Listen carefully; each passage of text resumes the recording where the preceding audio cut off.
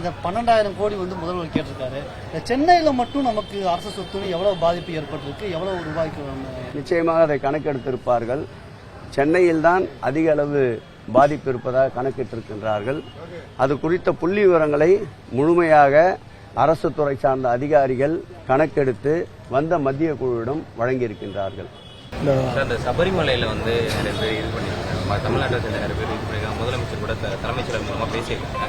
அறநிலையத்துறை நடவடிக்கை எடுத்துக்கோம். அறநிலையத்துறையை பொறுத்தளவில் தமிழ்நாடு போக்குவரத்து கழகத்தோடு கலந்து பேசி சபரிமலைக்கு பயணிக்கின்ற பக்தர்களுக்கு சீரான போக்குவரத்து வசதியை ஏற்படுத்துவதற்காக கூடுதல் பேருந்துகளை தேனி, குமிளி போன்ற மாவட்டங்களில் இயக்குவதற்கும், அதேபோல் பம்பையிலிருந்து புறப்படுகின்ற தமிழ்நாட்டிற்கு பல மாவட்டங்களுக்கு செல்லுகின்ற பேருந்துகளின் எண்ணிக்கையை உயர்த்துவதற்கும் மாண்புமிகு முதலமைச்சர் அவர் உத்தரவிட்டு அதை இந்து சமய அறநிலையத்துறை போக்குவரத்து கழகத்தோடு பேசி இன்றைக்கு பேருந்துகளை அதிகப்படுத்தியிருக்கின்றோம்.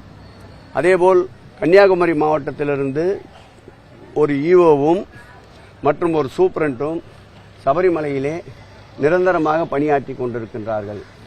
தமிழக மக்களுக்கு ஏதாவது ஒரு வகையில் உதவி என்றால் உடனடியாக உதவி மேற்கொள்வதற்கு அவர்கள் தயார் நிலையில் இருக்கின்றார்கள். சென்னையிலே இருந்து மாண்புமிகு தமிழக முதல்வர் உத்தரவுக்கேற்ப வெகு விரைவில் ஒரு 10 லட்சம் பிஸ்கெட் பாக்கெட்டுகளும் 10 லட்சம் தண்ணீர் பாட்டில்களும் விரைவாக அனுப்புவதற்கு இந்து சமய அறநிலையத்துறை நடவடிக்கை மேற்கொண்டிருக்கின்றது.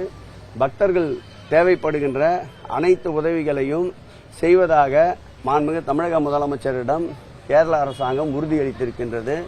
இன்றைக்கு கூட செய்தித்தாள்களில் படித்தோம். கேரளாவினுடைய தேவசம் போர்டு அமைச்சர் அவர்கள் நேரடியாக சபரிமலைக்கு சென்று மக்களுடைய குறைகளை கேட்டறிந்திருக்கின்றார். இயல்பு வாழ்க்கைக்கு தற்போது இயல்பான ஒரு சூழ்நிலை. சபரிமலையிலே பக்தர்களை ஒழுங்குபடுத்துவது, தரிசனத்திற்குண்டான நடவடிக்கைகளை கேரள அரசு மேற்கொண்டிருக்கின்றது.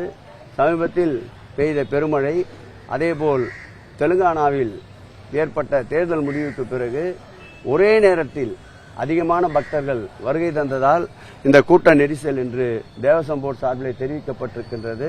தற்போது கட்டுப்பாடோடு இயல்பு நிலைக்கு சபரிமலையிலே தரிசனம் செல்கின்றது என்பதை தெரிவித்துக் கொள்கிறேன். இந்த 6,000 ரூபாய் நிவாரணம் கொடுக்கிற பணி, அது அந்த ஏற்பாடு எந்த அளவில் இருக்கு?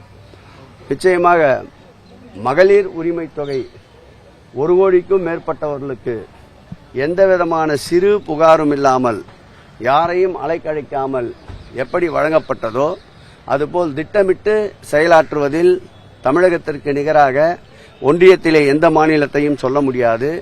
அந்த வகையில் மக்களுக்கு எந்தவிதமான சிரமமும் இல்லாமல் மாண்புமிகு தமிழக முதல்வர் அவர்கள் அந்த வழங்கப்பட வேண்டிய 6,000 ரூபாய் வெள்ள நிவாரண நிதியை முறையாக வழங்குவதற்குண்டான அனைத்து ஏற்பாடுகளும் செய்யப்பட்டிருக்கின்றது.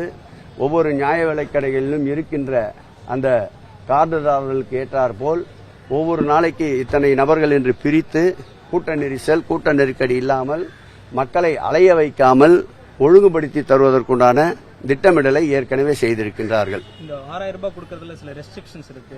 1000 ரூபாய் உரிமை தொகை கொடுக்க மாண்புமிகு முதலமைச்சர் அவர்களும் அறிவித்திருக்கின்றார்கள்.